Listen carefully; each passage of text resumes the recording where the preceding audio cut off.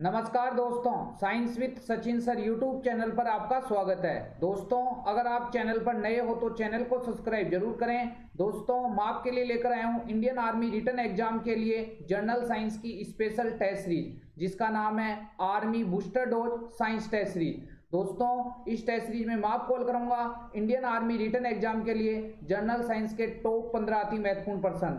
दोस्तों, मेरे पढ़ाए हुए सैकड़ों विद्यार्थी इंडियन आर्मी के अंदर सिलेक्ट हो चुके हैं और मेरे पढ़ाए हुए नोट्स और प्रश्नों से इंडियन आर्मी के रिटन एग्जाम में 90% से अधिक प्रश्न पूछे जाते हैं। तो जो दोस्त इस बार इंडियन आर्मी के रिटन एग्जाम की तैयारी कर रहे हैं, उनको मेरी तरफ से बेस्ट ऑफ लक। दोस्तों, तैयारी करते रहो। अगर आप ईमानदारी से तैयारी करोगे तो दुनिया की कोई भी ताकत आपको सिलेक्ट होने से नहीं रोक सकती।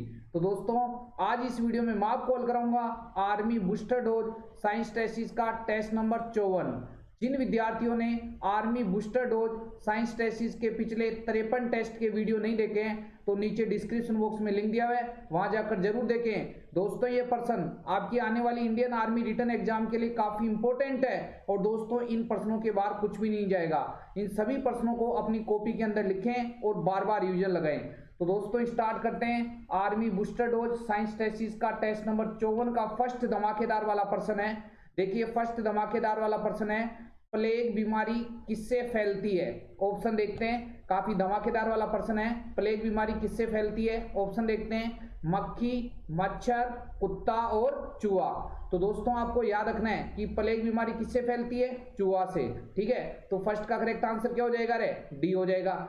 अब देखिए कुछ एक्स्ट्रा इंपोर्टेंट पर्सन जो आपकी आने वाली इंडियन आर्मी रिटन एग्जाम के लिए काफी इंपोर्टेंट है। दोस्तों, आपको याद रखना है, जो प्लेग रोग होता है इसे काली मौत भी कहा जाता है। काफी बार एग्जाम में पूछा गया है कि बताइए काली मौत, या जिसे इंग्लिश में कहा जाता है दोस्तों ब्लैक डेथ। अरे क्या कहा जाता है? Black death. ठीक है, काफी इंपोर्टेंट बात है।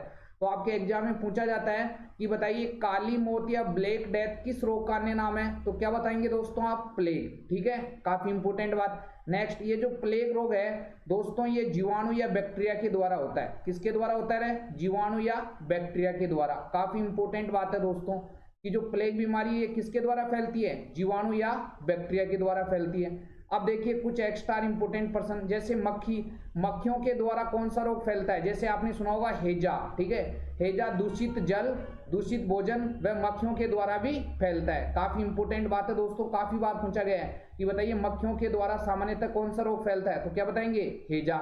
अब देखिए मच्छरों के द्वारा भी रोग फैलते हैं, जो आपको याद रखना है। जैसे आपने सुना होगा मादा एनाफ्लीज मच्छर। अरे कौन सा सुना होगा? मादा एनाफ्लीज मच्छर। क्या सुना होगा लाला? मादा एनाफ्लीज मच्छर। मादा एनाफ्लीज मच्छर के काटने से कौन सा रोग फैलता है? मलेरिया। सबको याद है ना? मादा एनाफ्लीज मच्छर के काटने से कौन सा रोग फैलता है? मलेरिया। एक मच्छर और आपने सुना होगा मादा एडीज एजिप्टाई मच्छर। मादा एडीज एजिप्टाई मच्छर। ठीक है दोस्तों, तो मादा एडीज एजिप्टाई मच्छर के द्वारा कौन सा रोग फैलता है? डेंगू रोग फैलता है। अरे कौन सा रोग? डेंगू रोग। क्या बताया? मादा एनाफ्लीज मच्छर के काटने से कौन सा रोग? मलेरिया। और मादा एडीज एजिप्टाई मच्छर के काटने से कौन सा रोग फैलता है? डेंगू। याद रखना है, काफी इंपोर्टेंट बात है। नेक्स्ट, हाँ जी, कुत्ते के काटने से कौन सा रोग फैलता है? सबको पता है, रेबीज। क्या फैलता है रे? रेबीज। ठीक है, जिसको हाइड्रोफोबिया भी कहा जाता है। क्या कहा जाता है दोस्तों? हाइड्रोफोबिया। काफी बार एग्जाम में पूछा गया है कि बताइए हाइड्रोफोबिया किस रोग का नाम है? तो क्या बताएंगे? रेबीज। लो जी, पूरे प्रश्न का ऑपरेशन कर दिया। दोस्तों, इन सभी प्रश्नों को लिखना है, और अगर वीडियो एक बार में समझ में नहीं आता है तो दोस्तों इसको बार बार देखो आप। दोस्तों, साइंस के अंदर एक भी प्रश्न गलत नहीं होने दूंगा मैं आपका। ठीक है दोस्तों, नेक्स्ट इंपोर्टेंट प्रश्न पे चलते हैं। प्रश्न संख्या सेकंड। प्रश्न संख्या सेकंड है दोस्तों, काफी धमाकेदार वाले प्रश्न है सारे। देखिए, सौर ऊर्जा का कारण है। ऑप्शन देखते हैं। संलयन अभिक्रियाएं, विखंडन अभिक्रियाएं, दहन अभिक्रियाएं, रासायनिक अभिक्रियाएं। तो सौर ऊर्जा का कारण है दोस्तों नाभिकीय संलयन अभिक्रियाएं। अरे कौन सी? नाभिकीय संलयन अभिक्रियाएं। ठीक है दोस्तों, तो सेकंड का करेक्ट आंसर क्या हो जाएगा रे? ए हो जाएगा। काफी धमाकेदार वाला प्रश्न है कि जो सूर्य पर सौर ऊर्जा का निर्माण होता है वो किन अभिक्रियाओं की सहायता से होता है? नाभिकीय संलयन अभिक्रियाओं की सहायता से होता है। याद रखना है, काफी इंपोर्टेंट प्रश्न है। नेक्स्ट इंपोर्टेंट प्रश्न पे चलते हैं। प्रश्न संख्या थर्ड। प्रश्न संख्या थर्ड है दोस्तों, हाँ जी, ग्लूकोज का रासायनिक सूत्र क्या है? ऑप्शन देखते हैं। C2H5OH, C6H12O6, CS3COOH, C12H22 और O11। तो दोस्तों आपको याद रखना है कि ग्लूकोज का रासायनिक सूत्र क्या होता है दोस्तों, C6H12 और O6। ठीक है दोस्तों, तो थर्ड का करेक्ट आंसर क्या हो जाएगा रे, बी हो जाएगा। धमाकेदार वाला प्रश्न है। और आपको ये भी याद रखना है दोस्तों, क्या, देखिए C2H5OH याद रख लेना मेरे प्यारे भाई फौजियों। C2H5OH किसका रासायनिक सूत्र है, एथिल एल्कोहल का। आपको एग्जाम में पूछेगा, बताइए एथिल एल्कोहल का रासायनिक सूत्र क्या है, तो क्या बताने वाले हैं आप, बताइए। एथिल एल्कोहल का रासायनिक सूत्र है C2H5OH। ठीक है दोस्तों, ग्लूकोज का ये हो गया C6H12O6। CH3COOH ये किसका रासायनिक सूत्र है, सिरका। ठीक है, अरे क्या है, सिरका, जिसका रासायनिक नाम क्या है, एसिटिकमल। अरे ठीक है, काफी इंपोर्टेंट बात है। एसिटिकमल या सिरका का रासायनिक सूत्र क्या होता है, CH3COOH। ये C12H22O11 काफी इंपोर्टेंट है भाई। सुक्रोज का रासायनिक सूत्र है, ये किसका सूत्र है, सुक्रोज का रासायनिक सूत्र है। आपको एग्जाम में पूछेगा कि बताइए सुक्रोज का रासायनिक सूत्र क्या है, तो क्या बताएंगे, C12H22 और O11। और ये भी याद रखना है, जो सुक्रोज है दोस्तों ये गन्ने में पाई जाती है। गन्ने में पाई जाने वाली शर्करा कौन सी है, सुक्रोज। और गन्ने से क्या बनता है, चीनी। तो दोस्तों ये प्रश्न थोड़ा सा घूम के आ गया था कि बताइए चीनी का रासायनिक सूत्र क्या है, तो यही रहेगा C12H22O11। याद करना है सभी मेरे प्यारे भावी फौजियों को कि सुक्रोज का रासायनिक सूत्र क्या है, C12H22O11। अगर चीनी का रासायनिक सूत्र पूछे तब भी याद करना है C12H22O11। और सुक्रोज को टेबल शर्करा भी कहा जाता है दोस्तों। क्या कहा जाता है, टेबल शर्करा। आपको पूछेगा टेबल शर्करा कौन सी होती है, सुक्रोज। और आपको यह भी याद रखना है, काफी इंपोर्टेंट बात है, जो C6H12O6 है जिसे ग्लूकोज कहा जाता है, ग्लूकोज को कहा जाता है रक्त शर्करा। अरे क्या कहा जाता है, रक्त शर्करा। काफी इंपोर्टेंट बात है। रक्त शर्करा का रासायनिक सूत्र क्या होता है, C6H12O6। काफी धमाकेदार वाला प्रश्न है। ठीक है दोस्तों, और आपको ये भी याद रखना है कि अंगूर के अंदर कौन सी शर्करा पाई जाती है, तो आपको याद रखना है अंगूर में भी कौन सी शर्करा पाई जाती है, ग्लूकोज ही पाई जाती है। ठीक है, काफी इंपोर्टेंट प्रश्न है, सारे इंपोर्टेंट प्रश्न है। ठीक है दोस्तों, नेक्स्ट इंपोर्टेंट प्रश्न पे चलते हैं। प्रश्न संख्या 4। प्रश्न संख्या 4 है, देखिए कार्बन का अपरूप इनमें से कौन सा है। ऑप्शन देखते हैं, फ्लोरीन, ग्रेनाइट, हीरा, इनमें से कोई नहीं। तो दोस्तों कार्बन का अपरूप इनमें से कौन सा है, हीरा। काफी इंपोर्टेंट बात है। तो 4 का करेक्ट आंसर क्या हो जाएगा, सी हो जाएगा। और ये भी याद कर लेना, हीरा कार्बन का सबसे शुद्ध रूप है। कार्बन का सबसे शुद्ध रूप, कार्बन का सबसे शुद्ध रूप कौन सा होता है दोस्तों, हीरा। और ये भी याद कर लेना, हाँ जी, कि प्रकृति में सबसे कठोर पदार्थ कौन सा होता है, हीरा। प्रकृति में पाया जाने वाला सबसे कठोर पदार्थ कौन सा होता है दोस्तों, हीरा। और कार्बन का सबसे शुद्ध रूप कौन सा होता है, हीरा। और ये भी याद कर लेना, जो हीरा होता है ये विद्युत का क्या होता है, कुचालक होता है। हीरा विद्युत का क्या होता है, कुचालक होता है। और ये भी याद कर लेना, हीरा पूर्ण आंतरिक परावर्तन के कारण चमकीला होता है। ठीक है, हीरा किसके कारण चमकीला होता है, पूर्ण आंतरिक परावर्तन के कारण चमकीला होता है। और ये भी याद कर लेना, हीरे की संरचना कैसी होती है, चतुष्फलकीय। हीरे की संरचना कैसी होती है, चतुष्फलकीय। सारे प्रश्न याद करा दूंगा। और कांच काटने में किसका उपयोग होता है, हीरे का। आपको याद रखना है हीरे का उपयोग किसमें होता है, कांच काटने में और आभूषण बनाने में। ठीक है दोस्तों, काफी धमाकेदार वाले प्रश्न है। अरे सर ग्रेनाइट क्या है, ग्रेनाइट एक प्रकार का पत्थर है दोस्तों। ठीक है, ये ग्रेफाइट नहीं है, ये ग्रेनाइट है। ग्रेनाइट एक प्रकार का क्या है, पत्थर है। फ्लोरीन का प्रतीक होता है F और इसका परमाणु क्रमांक कितना होता है, 9 होता है। लो जी, सारे एक्स्ट्रा इंपोर्टेंट प्रश्न मैंने आपको बता दिए। नेक्स्ट इंपोर्टेंट प्रश्न पे चलते हैं, प्रश्न संख्या 5। प्रश्न संख्या 5 है दोस्तों, काफी धमाकेदार वाले प्रश्न है। हाँ जी, प्रश्न संख्या 5 है, समुद्र में डूबी वस्तु का पता लगाने के लिए किस यंत्र का प्रयोग किया जाता है। ऑप्शन देखते हैं, सोनार, रडार, लेसर और मेजर। तो दोस्तों आपको याद रखना है कि समुद्र में डूबी वस्तु का पता लगाने के लिए किस यंत्र का प्रयोग किया जाता है, सोनार का। ठीक है, काफी धमाकेदार वाला प्रश्न है कि याद रखना है कि समुद्र में डूबी वस्तु का पता लगाने के लिए किस यंत्र का उपयोग किया जाता है, सोनार का। ठीक है दोस्तों, नेक्स्ट प्रश्न पे चलते हैं। प्रश्न संख्या 6 है। प्रश्न संख्या 6 है दोस्तों, काफी धमाकेदार वाले प्रश्न है। निम्नलिखित में से हाँ जी, प्रश्न संख्या 6 है, निम्नलिखित में से अधिक विद्युत चालकता वाली धातु कौन सी है। ऑप्शन देखते हैं, तांबा, एल्यूमिनियम, चांदी और सीसा। तो दोस्तों आपको याद रखना है क्या, कि विद्युत तथा, देखिए काफी धमाकेदार वाला प्रश्न है, विद्युत तथा ऊष्मा की सबसे अच्छी चालक धातु कौन सी है। विद्युत तथा ऊष्मा की सबसे अच्छी चालक धातु कौन सी है? तो दोस्तों आपको याद रखना है विद्युत तथा ऊष्मा की सबसे अच्छी चालक धातु होती है चांदी। अरे कौन सी होती है? चांदी, जिसका प्रतीक क्या होता है? Ag। अरे क्या होता है? Ag। और इसका परमाणु क्रमांक कितना होता है? 47। और चांदी का लैटिन नाम क्या होता है? अर्जेंटम। अरे क्या होता है? अर्जेंटम। सारे प्रश्न याद करने हैं, ठीक है दोस्तों। क्या विद्युत तथा ऊष्मा की सबसे अच्छी चालक धातु कौन सी है? चांदी। और चांदी का प्रतीक होता है Ag। और चांदी का परमाणु क्रमांक होता है 47। और चांदी का लैटिन नाम होता है अर्जेंटम। प्रश्न हमारे को यह पूछा गया है कि निम्नलिखित में से अधिक विद्युत चालकता वाली धातु कौन सी है? तो कौन सा आएगा? चांदी। ठीक है, काफी इंपोर्टेंट बात है। तो 6 का करेक्ट आंसर क्या हो जाएगा रे? सी हो जाएगा। कॉपर या तांबा, इसका प्रतीक होता है Cu। ठीक है, एल्यूमिनियम का प्रतीक होता है Al। और चांदी का प्रतीक होता है Ag। और लेड या शीशा का प्रतीक होता है Pb। याद कर लेना भाई, काफी इंपोर्टेंट प्रश्न है, सारे धमाकेदार वाले प्रश्न है। नेक्स्ट इंपोर्टेंट प्रश्न पे चलते हैं। प्रश्न संख्या 7।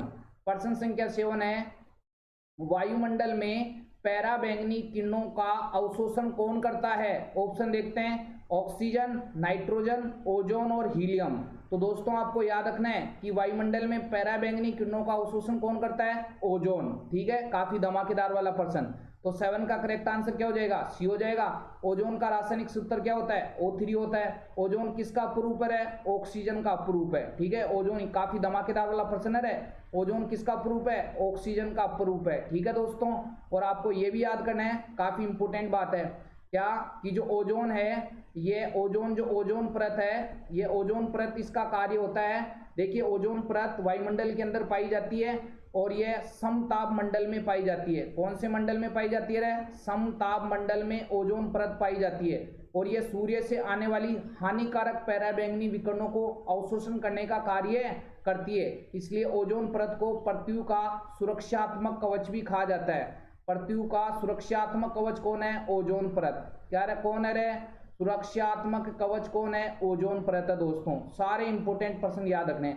ऑक्सीजन का प्रतीक होता है O, नाइट्रोजन का प्रतीक होता है N, हीलियम का प्रतीक होता है He। ठीक है दोस्तों, ऑक्सीजन की खोज की थी प्रिस्टले ने। और ऑक्सीजन की खोज किसने की? प्रिस्टले ने। नाइट्रोजन की खोज किसने की? रदरफोर्ड ने। नाइट्रोजन की खोज किसने की? रदरफोर्ड ने। काफी इंपोर्टेंट प्रश्न, सारे प्रश्न धमाकेदार वाले प्रश्न है। ठीक है दोस्तों, और वायुमंडल में सर्वाधिक मात्रा में पाई जाने वाली गैस कौन सी होती है? नाइट्रोजन। कितना? 78%। ठीक है, और ऑक्सीजन कितना होती है? 20.95, बोले तो लगभग 21% होती है। लो जी, सारे धमाकेदार वाले प्रश्न। नेक्स्ट इंपोर्टेंट प्रश्न पे चलते हैं। प्रश्न संख्या 8। प्रश्न संख्या 8 है MRI मशीन में निम्नलिखित में से किसका प्रयोग किया जाता है? ऑप्शन देखते हैं, ध्वनि तरंग का, एक्स किरणें का, पराश्रव्य तरंग का, चुंबकीय तरंग का। तो दोस्तों आपको याद रखना है, काफी धमाकेदार वाला प्रश्न है कि MRI मशीन में निम्नलिखित में से किसका प्रयोग किया जाता है? चुंबकीय तरंगों का उपयोग किया जाता है। ठीक है, काफी धमाकेदार वाले प्रश्न है। अब सर हमारे को ये भी बता दो कि MRI की फुल फॉर्म क्या होती है? तो दोस्तों आपको याद रखना है, MRI की फुल फॉर्म होती है magnetic resonance imaging. Magnetic resonance. ठीक है दोस्तों, सारे प्रश्न याद रखने हैं, मैग्नेटिक रेजोनेंस इमेजिंग। ठीक है दोस्तों, सारे इंपोर्टेंट प्रश्न है। क्या बता रहा है MRI की full form? Magnetic resonance imaging. और ये भी याद रखना है कि MRI मशीन में निम्नलिखित में से किसका प्रयोग किया जाता है? चुंबकीय तरंगों का उपयोग किया जाता है। तो 8 का करेक्ट आंसर क्या हो जाएगा? डी हो जाएगा। नेक्स्ट इंपोर्टेंट प्रश्न पे चलते हैं। प्रश्न संख्या 9। प्रश्न संख्या 9 है दोस्तों, विद्युत परिपथ में करंट को सीमित करने के लिए निम्नलिखित में से किस युक्ति का प्रयोग किया जाता है? ऑप्शन देखते हैं, ग्रिड, फ्यूज, हब और चालक। तो दोस्तों आपको याद रखना है कि विद्युत परिपथ में करंट को सीमित करने के लिए किस युक्ति का प्रयोग किया जाता है? फ्यूज का। ठीक है, काफी धमाकेदार वाला प्रश्न। तो 9 का करेक्ट आंसर क्या हो जाएगा? बी हो जाएगा। नेक्स्ट इंपोर्टेंट प्रश्न पे चलते हैं। प्रश्न संख्या 10। प्रश्न संख्या 10 है, एक जीव की संरचनात्मक और कार्यात्मक इकाई को क्या कहा जाता है? ऑप्शन देखते हैं, उत्तक, कोशिका, अंग, अंग प्रणाली। तो एक जीव की संरचनात्मक व क्रियात्मक इकाई को क्या कहा जाता है दोस्तों? कोशिका। ठीक है, जिसको इंग्लिश में क्या बोला जाता है? सेल बोला जाता है। ठीक है, तो 10 का करेक्ट आंसर क्या हो जाएगा रे? बी हो जाएगा। अब देखिए कुछ एक्स्ट्रा इंपोर्टेंट प्रश्न आपको पूछे कि बताइए सजीवों की मूलभूत इकाई क्या है? सजीवों की मूलभूत इकाई क्या है? तो दोस्तों आप क्या बताएंगे? सजीवों की मूलभूत इकाई होती है कोशिका। अरे कौन होती है? कोशिका, या जिसे अपन सेल कहते हैं। ठीक है, और आपको पूछे सजीवों की संरचनात्मक व क्रियात्मक इकाई कौन होती है, तो सजीवों की संरचनात्मक व क्रियात्मक इकाई कौन होती है दोस्तों, कोशिका होती है। अरे कौन होती है, कोशिका होती है। ठीक है, काफी इंपॉर्टेंट बात है। आपको क्या बताया कि बताइए सजीवों की मूलभूत इकाई कोशिका और सजीवों की संरचनात्मक व क्रियात्मक इकाई कोशिका। और ये भी याद करना है मेरे प्यारे भावी फौजियों की कोशिका की खोज सर्वप्रथम किसने की थी, रॉबर्ट हुक ने। कोशिका की खोज सर्वप्रथम किसने की थी, रॉबर्ट हुक ने। कब की थी, 1665 में। और जीवित कोशिका की खोज सर्वप्रथम किसने की थी, लुवेन होक ने। याद कर लेना भाई, जीवित कोशिका की खोज सर्वप्रथम किसने की थी, लुवेन होक ने। कब की थी, 1676 में। ठीक है, सारे एक्स्ट्रा इंपोर्टेंट पर्सन है क्या कि बताइए कोशिका की खोज सर्वप्रथम किसने की, रॉबर्ट हुक ने। कब की थी, 1665 में। जीवित कोशिका की खोज सर्वप्रथम किसने की, लुवेन होक ने। कब की थी, 1676 में। और ये भी याद कर लेना, मनुष्य शरीर की सबसे छोटी कोशिका कौन सी होती है, शुक्राणु। मनुष्य शरीर की सबसे छोटी कोशिका कौन सी, शुक्राणु। मनुष्य शरीर की सबसे बड़ी कोशिका, अंडाणु। मनुष्य शरीर की सबसे लंबी कोशिका, तंत्रिका कोशिका या न्यूरॉन। तंत्रिका कोशिका या न्यूरॉन। लो जी, सारे एक्स्ट्रा इंपोर्टेंट पर्सन मैंने आपको बता दिए। और आपको याद रखना है कि कोशिकाओं के समूह क्या कहलाते हैं, उत्तक। कोशिकाओं के समूह क्या कहलाते हैं, उत्तक। और उत्तकों का अध्ययन क्या कहलाता है, हिस्टोलॉजी। ठीक है, उत्तकों का अध्ययन क्या कहलाता है, हिस्टोलॉजी। और कोशिका का अध्ययन क्या कहलाता है, साइटोलॉजी। और कोशिका का अध्ययन क्या कहलाता है, साइटोलॉजी। लो जी, सारे धमाकेदार वाले प्रश्न बता दिए मैंने। और ये भी याद रखना है कि मनुष्य एक बहुकोशिकीय प्राणी है। मनुष्य कैसा प्राणी है, बहुकोशिकीय प्राणी है। क्योंकि दोस्तों मनुष्य का जो शरीर है वो बहुत सारी कोशिकाओं से मिलकर बना होता है। नेक्स्ट इंपोर्टेंट पर्सन पे चलते हैं, पर्सन संख्या 11। पर्सन संख्या 11 है, देखिए मनुष्य में गुणसूत्रों की संख्या कितनी होती है। ऑप्शन देखते हैं, 48, 36, 46 और 47। तो दोस्तों आपको याद रखना है कि मनुष्य में गुणसूत्रों की संख्या कितनी होती है, 46, 46 होती है। ठीक है दोस्तों, अब देखिए कुछ एक्स्ट्रा इंपोर्टेंट पर्सन आपको याद रखने हैं। देखिए गुणसूत्र को इंग्लिश में बोला जाता है दोस्तों क्रोमोसोम। क्या बोला जाता है रे, क्रोमोसोम। क्या बोला जाता है, क्रोमोसोम। ठीक है, कभी कभार एग्जाम में प्रश्न आ जाता है कि मनुष्य में कुल कितने क्रोमोसोम पाए जाते हैं। कई लाला हाँ जी 23 पेल के आ जाते हैं, कई 46 पेल के आ जाते हैं, कई 36 पेल के आ जाते हैं। जिसने 46 आंसर पहला उसका सही है। और कईयों की घबराहट हो जाती है, हाँ जी बॉडी में हलचल हो जाती है, कुछ कुछ होने लग जाता है कि क्रोमोसोम क्या हो गए। हाँ जी, अरे भाई साहब लाला याद रखना है कि क्रोमोसोम को ही हाँ जी हिंदी में क्या कहा जाता है, गुणसूत्र। तो प्रश्न कैसे भी आ सकता है कि बताइए मनुष्य के अंदर कुल कितने गुणसूत्र या क्रोमोसोम पाए जाते हैं। तो कितने बताने वाले हो दोस्तों, 46। अब देखिए गुणसूत्र पाए जाते हैं दोस्तों केंद्रक दरों में। अरे किस में पाए जाते हैं, केंद्रक दरों में पाए जाते हैं। आपको याद रखना है छोटा सा बात क्या कि जो गुणसूत्र या क्रोमोसोम होते हैं ये केंद्रक में पाए जाते हैं। और केंद्रक में धागे समान संरचनाएं, ठीक है काफी इंपोर्टेंट बात है, धागे समान संरचनाएं। केंद्रक में पाई जाने वाली धागे समान संरचनाएं क्या कहलाती है, गुणसूत्र कहलाती है। केंद्रक में धागे समान संरचनाएं क्या कहलाती है, गुणसूत्र।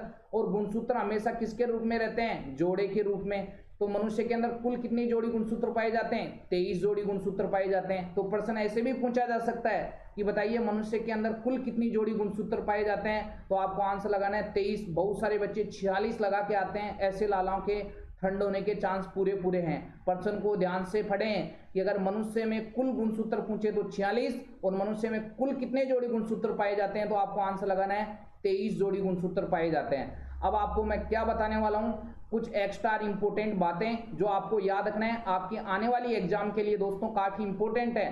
दोस्तों इन सभी प्रश्नों को अपनी कॉपी के अंदर लिखना है और बार बार रिवीजन लगाना है। दोस्तों मेरे पढ़ाई हुए सैकड़ों विद्यार्थी इंडियन आर्मी के अंदर सिलेक्ट हो चुके हैं। और आर्मी का ऐसा कोई ट्रेड नहीं है जिसमें मेरे से पढ़ा हुआ कोई विद्यार्थी सिलेक्ट नहीं हुआ हो। दोस्तों आर्मी में ट्रेडमैन, जीडी, कलरक, टेक्निकल, ठीक है सब ट्रेड से मेरे से पढ़े हुए विद्यार्थी सिलेक्ट हुए हैं। और मेरे पढ़ाए हुए नोट्स और प्रश्नों के बाहर कुछ भी नहीं जाता है। तो जो दोस्त चैनल पर नए हैं वह चैनल को भी सब्सक्राइब जरूर करें जिससे आने वाले न्यू वीडियो के बारे में आपको नोटिफिकेशन प्राप्त हो सके। और दोस्तों जो पिछले 53 टेस्ट के वीडियो हैं इन सभी को अपनी कॉपी के अंदर लिखो और बार बार रिवीजन लगाओ। दोस्तों साइंस में इन प्रश्नों के बाहर कुछ भी नहीं आएगा। आप चाहिए जब आपकी एग्जाम रिटन एग्जाम लग जाए जब आप आके चेक कर लेना, पूरे के पूरे प्रश्न आपको मिलने वाले हैं इस वीडियो के सभी प्रश्नों से। तो ये आपको काम जरूर करना है। अब मैं क्या बताने वाला था, देखिए मनुष्य के अंदर कुल कितने गुणसूत्र, 46। और कुल कितने जोड़ी गुणसूत्र? 23 जोड़ी गुणसूत्र पाए जाते हैं। अब मैं आपको क्या बताने वाला था, देखो एक होता है नर, नर का मतलब होता है लड़का, अरे क्या होता है? लड़का। और मादा, मादा का मतलब होता है लड़की, ठीक है। नर और मादा के अंदर, नर और मादा के अंदर लड़का या लड़की में 22 22 जोड़े गुणसूत्रों के समान होते हैं। अरे 22 जोड़े गुणसूत्रों के क्या होते हैं? समान। तो टोटल कितने हो गए बताओ? 22 जोड़े, 22 जोड़े दोनों में समान है, तो टोटल कितने हो गए? 44। सही बात है कि नहीं? इनको बोला जाता है भाई साहब ऑटोसोम। अरे क्या बोला जाता है? ऑटोसोम। हिंदी में भी मैं लिख देता हूं, देखो इनको क्या बोला जाता है? ऑटोसोम। अरे क्या बोला जाता है लाला? ऑटोसोम। क्या बताया कि नर तथा मादा में, लड़का या लड़की में 22 जोड़े गुणसूत्रों के क्या होते हैं? समान। तो टोटल हो गए 44। इनको बोला जाता है ऑटोसोम, या इनको बोला जाता है अलिंग गुणसूत्र। अलिंग गुणसूत्र काफी बार एग्जाम में पूछा गया है कि बताइए मनुष्य के अंदर कुल कितने ऑटोसोम पाए जाते हैं, तो कितने बताओगे? रे 44, बोले तो 44। एक जोड़ा भिन्न होता है जिसे नर में XY और मादा में दर्शाते हैं XX से, ठीक है। इनको बोला जाता है दोस्तों एलोसोम। अरे क्या बोला जाता है? एलोसोम। और हिंदी में बोला जाता है दोस्तों लिंग गुणसूत्र। अरे क्या बोला जाता है? लिंग गुणसूत्र। तो इनकी टोटल संख्या कितनी हो गई रे? 2 हो गई। अरे कितनी हो गई? 2 हो गई। कई 4 बोलते हैं भाई साहब, 4 कैसे होंगे? फिर तो 44 से 4 कितने हो गए? 48 हो गए, ठीक है। ये जोड़े के रूप में है ना, तो ये 2 ही तो है, एक XY और एक XX। तो ये है नर में तो XY और मादा में XX। इनको बोला जाता है एलोसोम या लिंग गुणसूत्र। तो आपको याद रखना है कि मनुष्य के अंदर एलोसोम या लिंग गुणसूत्रों की टोटल संख्या कितनी होती है? 2 होती है, ठीक है दोस्तों। काफी धमाकेदार वाली बात है। अब देखो नर में 2 तरह के शुक्राणु बनते हैं, शुक्राणु नर में बनते हैं, ठीक है। अगर किसी और को लगे कि और किसी में बनते हैं तो उसका माहौल खराब है। अब क्या याद रखना है लाला कि भाई साहब नर में 2 तरह के शुक्राणु बनते हैं XY, और मादा में सारे जो अंडे बनते हैं वो XX के बनते हैं। अगर यहाँ से X जा रहा है तो पहले से वहां X मौजूद है तो XX, लड़का हो गया, लड़की लड़की। अगर यहाँ से Y जा रहा है तो पहले वहां से X मौजूद है तो X और Y का होगा, लड़का होगा, ठीक है। तो संतान का जो लिंग निर्धारण होता है वो हमेशा नर, लड़के या पुरुष या पिता के गुणसूत्र से निर्धारित होता है। काफी धमाकेदार वाली बात है, और ये प्रश्न काफी बार पूछा जाता है कि बताइए संतान का लिंग निर्धारण हमेशा किसके गुणसूत्र से निर्धारित होता है? पिता या पुरुष से, ठीक है। ठीक है दोस्तों, ये साइंटिफिक प्रूफ है, बिल्कुल आपको याद रखना है। लो जी, सारे प्रश्न मैंने आपको याद करा दिए। अब चलते हैं नेक्स्ट प्रश्न पे। प्रश्न संख्या, हाँ जी, प्रश्न संख्या काफी धमाकेदार वाला प्रश्न है। प्रश्न संख्या नेक्स्ट है दोस्तों, प्रश्न संख्या 12। प्रश्न संख्या 12 है, हाँ जी, प्रश्न संख्या 12 है दोस्तों। काफी धमाकेदार वाले प्रश्न और काफी एग्जामदार वाले और माहौलदार वाले प्रश्न है। हाँ जी, प्रश्न संख्या 12 है, प्रश्न संख्या 12 है दोस्तों। हाँ जी, देखिए प्रश्न संख्या 12 अपन रीड करते हैं। किडनी की मौलिक इकाई, किडनी की मौलिक इकाई क्या कहलाती है? ऑप्शन देखते हैं, नेफ्रॉन, न्यूरॉन, कोशिका और लसिका। तो किडनी की मौलिक इकाई क्या होती है दोस्तों? काफी धमाकेदार वाला प्रश्न है। हाँ जी, नेफ्रॉन। अरे क्या होती है? नेफ्रॉन। देखिए किडनी बोल लो, ठीक है, या आप गुर्दे बोल लो, ठीक है, या आप वृक्क बोल लो, एक ही बात है। आपको एग्जाम में किसी भी नाम से प्रश्न पूछा जा सकता है कि किडनी, गुर्दे या वृक्क की मौलिक इकाई या किडनी की संरचनात्मक व क्रियात्मक इकाई क्या होती है, तो क्या बताओगे? नेफ्रॉन, ठीक है। तो 12वीं का करेक्ट आंसर क्या हो जाएगा रे? ए हो जाएगा। और ये तंत्रिका तंत्र की संरचनात्मक व क्रियात्मक इकाई कौन सी होती है? तो दोस्तों आपको याद रखना है, तंत्रिका तंत्र की संरचनात्मक व क्रियात्मक इकाई कौन होती है? न्यूरॉन। अरे कौन होती है? न्यूरॉन। और सजीवों की संरचनात्मक व क्रियात्मक इकाई कौन होती है? सजीवों की संरचनात्मक व क्रियात्मक इकाई कौन होती है? कोशिका होती है। अरे कौन होती है? सजीवों की संरचनात्मक व क्रियात्मक इकाई कौन होती है दोस्तों? हाँ जी, कोशिका होती है। लो जी, सारे इंपोर्टेंट प्रश्न, सजीवों की संरचनात्मक व क्रियात्मक इकाई कौन होती है? कोशिका। और तंत्रिका तंत्र की संरचनात्मक व क्रियात्मक इकाई न्यूरॉन। और किडनी, गुर्दे या वृक्क की संरचनात्मक व क्रियात्मक इकाई नेफ्रॉन। सारे इंपोर्टेंट प्रश्न करा दिए। नेक्स्ट इंपोर्टेंट प्रश्न पे चलते हैं। प्रश्न संख्या है 13। प्रश्न संख्या 13 है दोस्तों, काफी धमाकेदार वाले प्रश्न। प्रश्न संख्या 13 है, हाँ जी, प्रश्न संख्या 13 है दोस्तों। लो जी, धमाकेदार वाले प्रश्न। एक्स स्टार इंपोर्टेंट पर्सन है जो आपको याद रखने हैं। पर्सन संख्या 13 है, वर्णांध व्यक्ति निम्नलिखित में से किन रंगों में अंतर नहीं कर सकते हैं? धमाकेदार वाला प्रश्न। अरे प्रश्न ये पूछा जा रहा है जो वर्णांधता, ठीक है, जो वर्णांधता रोग से ग्रसित व्यक्ति हैं वो किन रंगों में अंतर नहीं कर पाते? तो दोस्तों वर्णांधता को इंग्लिश में बोला जाता है कलर ब्लाइंडनेस, और वर्णांधता एक आनुवांशिक या जन्मजात रोग है। अरे कौन सा रोग है? आनुवांशिक या जन्मजात रोग है, ठीक है। और ये भी याद करना है क्या कि आनुवांशिक या जन्मजात रोग ऐसे रोग होते हैं जो एक पीढ़ी से दूसरी पीढ़ी में चले जाते हैं। और आपको याद रखना है कि वर्णांधता या कलर ब्लाइंडनेस से ग्रसित व्यक्ति लाल और हरे रंग में अंतर नहीं कर पाता, लाल और हरे रंग में अंतर नहीं कर पाता। तो वो जो वर्णांध व्यक्ति होता है वो लाल और हरे रंग में अंतर नहीं कर पाता है, ठीक है। धमाकेदार वाला प्रश्न है। तो देखिए जब आप जाते हो ना, जब आपका मेडिकल होता है तो आपको एक छोटी सी डायरी देते हैं, उसमें वर्ड छिपे होते हैं, वो आपको पहचानने के लिए बोले जाते हैं, ठीक है, कि इनको पहचानो और बताओ कि इसमें क्या लिखा हुआ है। जिसके वर्णांतर है, कलर ब्लाइंडनेस है, वो उन कलर को पहचान नहीं पाता है, ठीक है। तो पर्सन रीड करते हैं, वर्णांध व्यक्ति निम्नलिखित में से किन रंगों में अंतर नहीं कर सकते हैं? पीला और सफेद, हरा और नीला, लाल और हरा, काला और पीला। तो जो वर्णांध व्यक्ति होता है वो लाल और हरे रंग में अंतर नहीं कर पाता। तो 13वें का करेक्ट आंसर क्या हो जाएगा? सी हो जाएगा। लो जी, धमाकेदार वाले पर्सन है। नेक्स्ट पर्सन संख्या 14 पे चलते हैं। पर्सन संख्या 14 है दोस्तों, हाँ जी, पर्सन संख्या 14 है, काफी धमाकेदार वाले पर्सन और काफी एग्जामदार और माहौलदार वाले पर्सन। पर्सन संख्या 14 है, सूर्य की किरणें किस प्रक्रिया द्वारा पृथ्वी पर पहुंचती है? ऑप्शन देखते हैं, विकर्ण, चालन, संवहन और विसरण। तो दोस्तों आपको याद रखना है कि सूर्य की किरणें किस प्रक्रिया द्वारा पृथ्वी पर पहुंचती है? विकर्ण विधि द्वारा सूर्य की किरणें पृथ्वी तक पहुंचती है। धमाकेदार वाला प्रश्न। तो 14वें का करेक्ट आंसर क्या हो जाएगा? ए हो जाएगा। नेक्स्ट इंपोर्टेंट पर्सन पे चलते हैं, पर्सन संख्या 15। पर्सन संख्या 15 है दोस्तों, काफी धमाकेदार वाले पर्सन है, हाँ जी। पर्सन संख्या 15 है, देखिए पर्सन संख्या 15 रीड करते हैं। फोटोन किसकी मूलभूत यूनिट या मात्रा है? ऑप्शन देखते हैं, गुरुत्वाकर्षण, विद्युत, चुंबकत्व और प्रकाश। तो दोस्तों आपको याद रखना है कि फोटोन किसकी मूलभूत यूनिट है? प्रकाश की, ठीक है। तो 15वें का करेक्ट आंसर क्या हो जाएगा? डी हो जाएगा। और आपको याद रखना है कि फोटोन, हाँ जी, ऊर्जा के छोटे छोटे पैकेट्स को खा जाता है। क्या खा जाता है? ऊर्जा के छोटे छोटे पैकेट्स को, ऊर्जा के छोटे छोटे पैकेट्स को क्या खा जाता है? ऊर्जा के छोटे छोटे पैकेट्स को फोटोन खा जाता है, ठीक है। ऊर्जा के छोटे छोटे पैकेट्स को फोटोन खा जाता है। तो फोटोन किसकी यूनिट मात्रा है? ऊर्जा, प्रकाश की, ठीक है। लो जी, सारे धमाकेदार वाले प्रश्न मैंने आपको हल करा दिए। तो दोस्तों आज मैंने इस वीडियो में आपको हल कराया army booster dose science test का टेस्ट नंबर 54। जिन विद्यार्थियों ने army booster dose science test के पिछले 53 टेस्ट के वीडियो नहीं देखे हैं तो नीचे डिस्क्रिप्शन बॉक्स में लिंक दिया हुआ है, वहां जाकर जरूर देखें। दोस्तों ये प्रश्न आपकी आने वाली इंडियन आर्मी रिटन एग्जाम के लिए काफी इंपॉर्टेंट है और दोस्तों इन प्रश्नों के बाहर कुछ भी नहीं जाएगा। इन सभी प्रश्नों को अपनी कॉपी के अंदर लिखें और बार बार रिवीजन लगाएं।